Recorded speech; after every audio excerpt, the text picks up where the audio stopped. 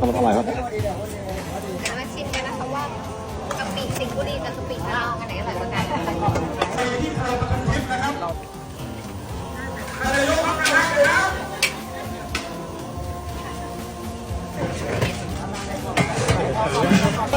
มาชิมนะคะร้านจ่าเจ้าของแม่ที่ระนองได้หรือเปล่า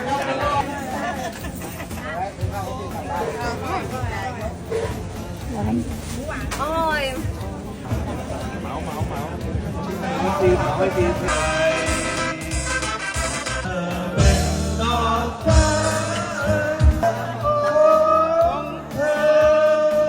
ส่วนเจ้าหน้าที่ที่อยู่